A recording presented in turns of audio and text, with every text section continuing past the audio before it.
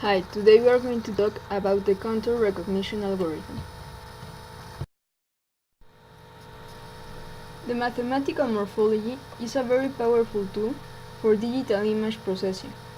This type of operations are based on a set of theory, and this set of theory is a part of mathematics that studies the properties and relationships of sets, which are abstract collections of objects considered objects in themselves. The basic mathematical morphology operations are those of erosion and dilatation. There are two types of morphology: variant and the invariant, that differ in the way how applies the structure. Invariant morphology uses the same structural element to process the entire image, and has shown that this type of processing not always achieved the desired results, since, for example, if it's filtered using a fixed structural element for the entire image, useful details of it can be removed in the size of the structuring element, and it's very large, while a very small structural element would not eliminate elements that you want to delete in the image. Instead, in the variable morphology, each pixel in the image is processed with a very different structural element.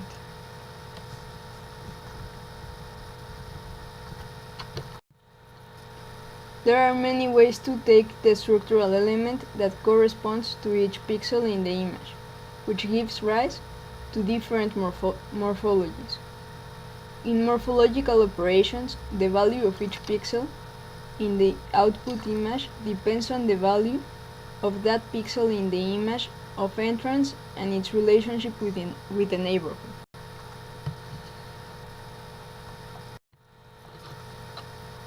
The mathematical morphology introduces the concept of a structural element, or a mask, which is used to process the images.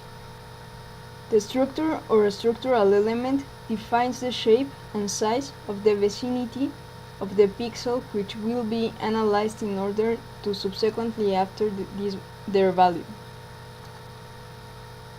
It's made up of ones and zeros of arbitrary size and shape, which in positions where the ones define the neighborhood.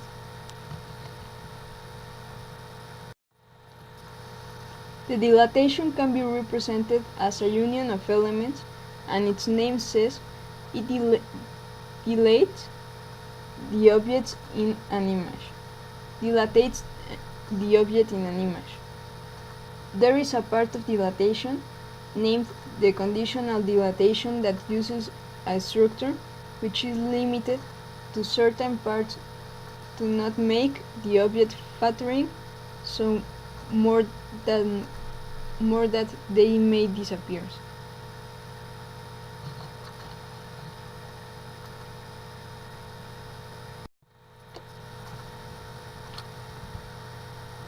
Erosion is the opposite operation to dilatation. While dilatation expands objects, erosion makes them smaller. It can be represented as the intersection of objects. This operation is used to separate objects in an image. The dilatation and erosion are relatively similar operations in the sense that one makes the background what the other makes to the object.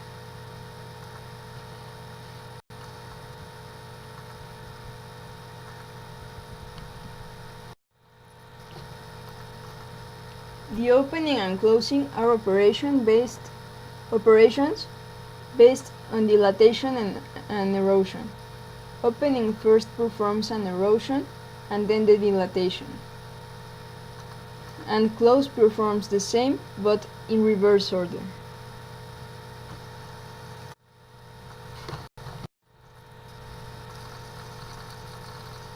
The transformation of location is used for the detection of forms or recognition of patterns. For this type of transformations are used as the following masks. In this type of mask, the spaces that really cares are actually the ones with a number 1 that would be the edges of the object, and a number 0 which would be the background, since the x can take any value. This type of operations are actually very easy to understand. What is really difficult is to find the mask depending on the edge of the object.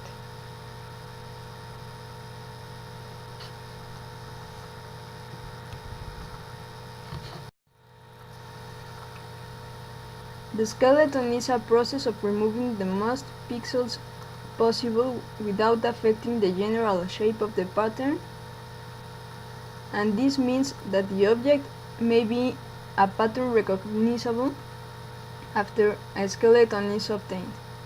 These operations used masks that travel the entire image and are removed to the pixels where in the masks are filled with 1. The skeleton of an image is very sensitive to noise. Then, in order to make the skeleton first, we have to remove all the noise in the image.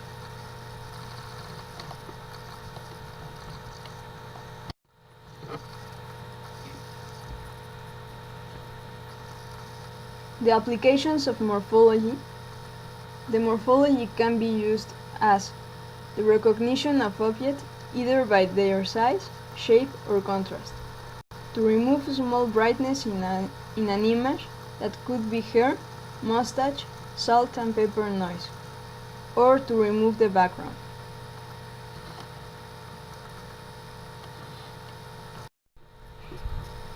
The segmentation is a process that consists in separating or dividing images up to a level in which regions of interest are totally separated. Normally, in the first level is the object, and in the second one is the background. This process is used to separate objects from the background. We can make the segmentation based on color, texture, shape, size, and magnitude of the object. There are two forms of segmentation. Contextual, that uses relations features. No contextual, that works in levels of bits, and the only thing that can be separated is by intensity. So we have several ways to do segmentation. Some of them are shown below.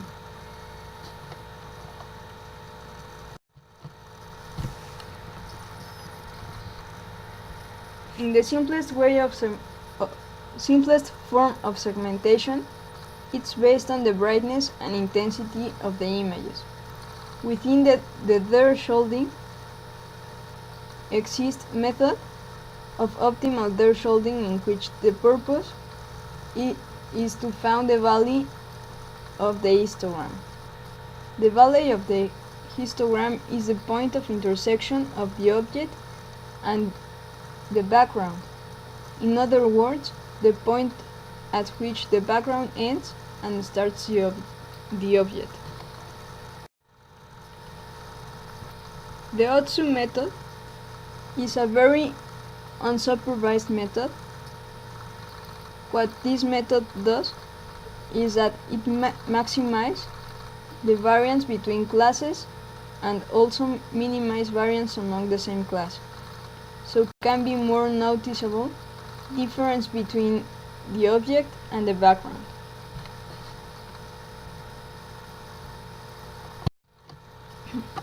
The ISOData method uses the thresholding of the images using the average of the peaks. These peaks are the difference in intensity between the subject and the background.